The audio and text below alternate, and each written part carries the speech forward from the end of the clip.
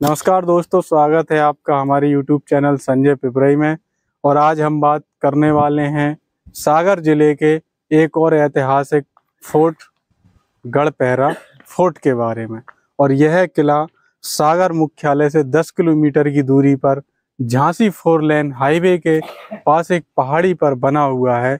इस किले में दांगी राजाओं की राजधानी भी रही है ये।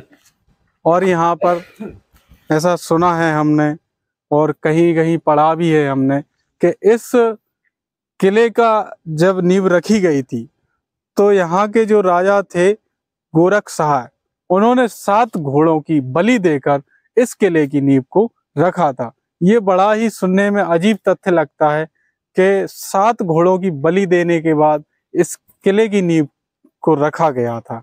फिर इस किले का निर्माण करवाया गया।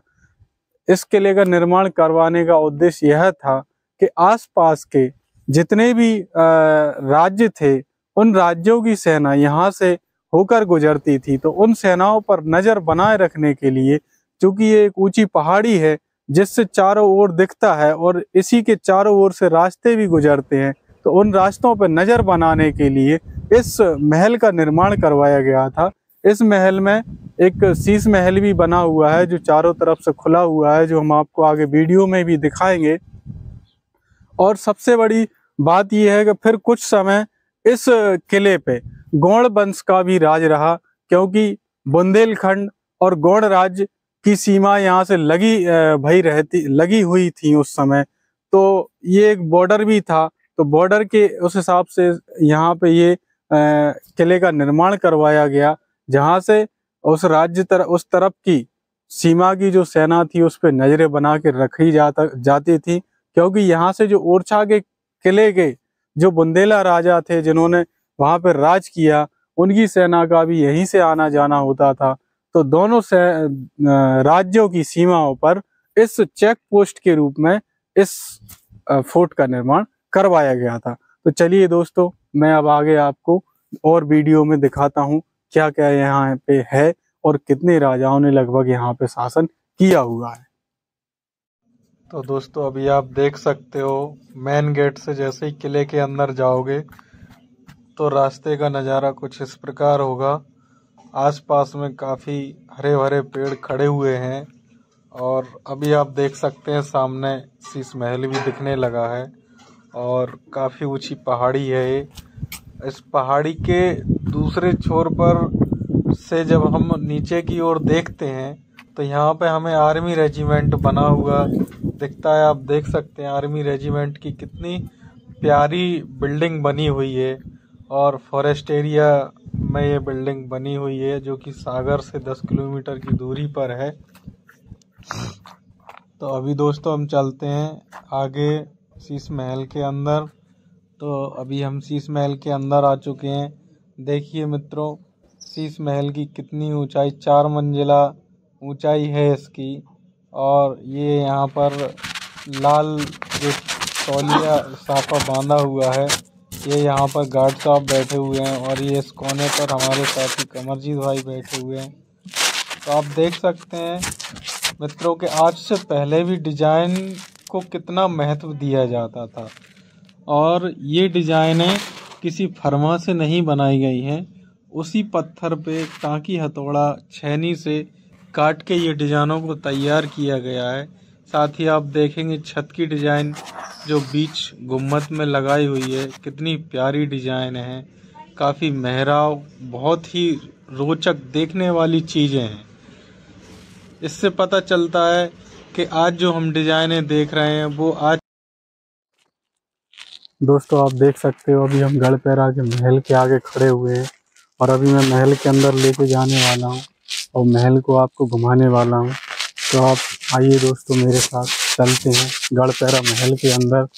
कितने पार्टीशन हैं, क्या क्या है इसके अंदर, वो सारी चीज़ें हम आपको अभी दिखाने का प्रयास करेंगे वीडियो में।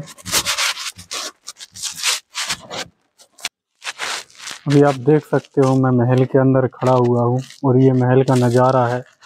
चारों ओर एक बीच में ग्राउंड बना हुआ है और इस ग्राउंड में हरियाली है जो काफ़ी बहुत अच्छी लग रही है, मनमोहक है। उस समय के टाइम पे भी बहुत ही प्यारा दृश्य रहा होगा, क्योंकि अब तो यह किला क्षतिग्रस्त हो चुका है और इस किले में कहीं भी किसी भी कमरे की छतें नहीं बची हुई हैं, पूरी छतें धराशायी हो चुकी हैं। यहाँ पर देख रहे हैं बस दीवारें ही खड़ी रह गई हैं इस किले के अंदर। तो ये जो अभी एक और यहाँ के बारे में ऐसा कहा जाता है, सुना जाता है कि यहाँ पे जैसे कि आज के समय में हम देखते हैं कि कई मेलों में हमें कुछ सर्कस करने वाले लड़के लड़की महिला पुरुष मिलते हैं, ऐसे ही उस समय भी कलाकार हुआ करते थे जो अपना एक कर्तव्य करके दिखाते थे, उछल कूद करना, छल्लों में से निकलना। तो उस समय एक छोटी रस्सी से जब पैदल चलते हैं रस्सी के ऊपर, जो हमने देखा है मेलों के अंदर ऐसे लगे रहते हैं कुछ स्टॉल टाइप के, उनमें रस्सी के ऊपर चल के दिखाते हैं। तो उस समय भी यहाँ इस नगर में आए हुए थे कुछ कलाकार जो अपनी कलाकारी पेश कर रहे थे। तो उनकी कलाकारी को देखते हुए राजा ने उनसे कह दिया कि आप अगर हमारे कहे बताए अनुसार जगह पर और लंबाई पर जो रस्सी होती है उस लंबाई पे अगर आप चल के हमें बता देंगे, एक सिरे से दूसरे सिरे की ओर चले जाएंगे, तो हम आपको राज्य की 50% भागीदारी यानी कि आधा राज्य हम आपको दे देंगे।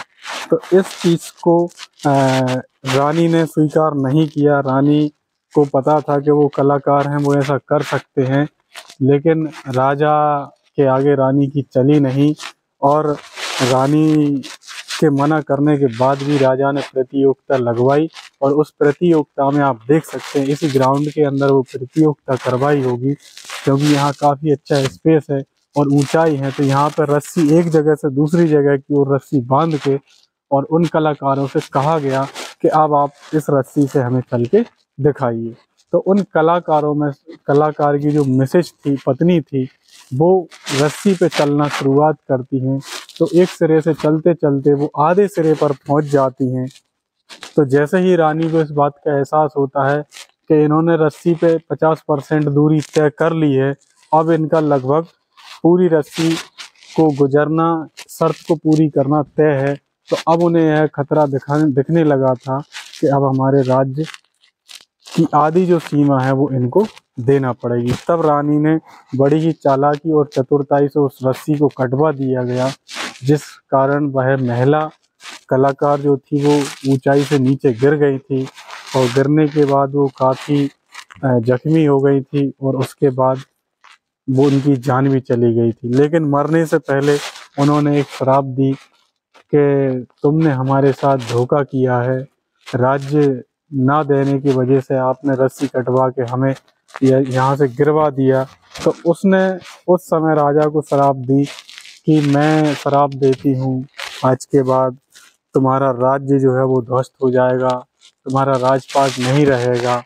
तो तब से माना जाता है, यहाँ के लोकल के व्यक्ति जो है वो मानते हैं। और यही हमने पता किया है, तो थोड़े आगे चल के उन दोनों पति पत्नी की समाधि है जहाँ उन दोनों की आज भी पूजा होती है। तो पत्नी के मरने के बाद जो कलाकार पति था वो भी अपनी पत्नी की वियोग में उसने भी प्राण त्याग दिए। तब उनकी आत्मा शांति के लिए यहीं थोड़े आगे किले से, महल से बाहर उनकी समाधि बनवाई गई है जिसकी पूजा होती है। वो भी हम आपको वीडियो में आगे दिखाने का प्रयास करेंगे। तो और भी बड़ा महल है, आइए दोस्तों मैं थोड़ा और आगे आपको लेके चलता हूँ। देख सकते हैं आप, सिर्फ दीवारें ही दीवारें बची हैं महल की, किसी भी कमरे के अंदर छतें नहीं बची हैं। इतनी बुरी तरीके से क्षतिग्रस्त हो चुका है। आप यहाँ पे देखेंगे, अभी हम ये एक कमरे के अंदर आए हुए हैं, यहाँ कोई छत नहीं है, ऊपर तक खुला हुआ आसमान है और ना ही ऊपर जाने के लिए कोई रास्ता है, वरना मैं आपको अगर ऊपर जाने का रास्ता होता तो मैं आपको ऊपर भी लेके चलता। तो यहाँ से ऐसा कुछ दिखा नहीं मुझे ऊपर जाने का। आप देखेंगे जैसे ही हम अंदर आए हैं दूसरे हिस्से में, तो यहाँ से फिर बीच में एक स्पेस दिया हुआ है और इसी स्पेस में काफ़ी अच्छा गार्डन भी बना हुआ है। दोस्तों आज हमने सागर संभाग, सागर जिले के ऐतिहासिक फोर्ट गढ़पेरा किले का भ्रमण किया और आपको भी दिखाया और किले से जुड़ी हुई कुछ बातें भी आपको बताने का प्रयास किया है। साथियों, मेरे द्वारा दी गई जानकारी अगर आपको अच्छी लगे तो वीडियो को लाइक, शेयर, कमेंट करना ना भूलें। और अगर आपने मेरे चैनल को अभी तक सब्सक्राइब नहीं किया है तो कृपया करके पहले चैनल को सब्सक्राइब कर लें, ताकि हमारे द्वारा बनाई जाने वाली वीडियो आपके पास समय समय पर पहुंचती रहे और आप ऐसे ही ऐतिहासिक जगहों के बारे में नॉलेज रखने का काम करें। तो दोस्तों, आप देख सकते हो अभी हम अपने घर के लिए वापस लौट रहे हैं। आप ये रास्ता देखेंगे तो रास्ता बहुत काफ़ी घने हरे भरे पेड़ों के साथ है। तो ऐसा गार्ड साहब ने हमें बताया था कि यहाँ पे कुछ मनचले लोग आकर अप्राकृतिक जो कृत्य होता है वो भी यहाँ पे करते हैं। कुछ कपल्स आते हैं जो अपनी कुछ समय की इच्छा पूर्ति करने के लिए यहाँ पर गलत भी करते हैं। ऐसा नहीं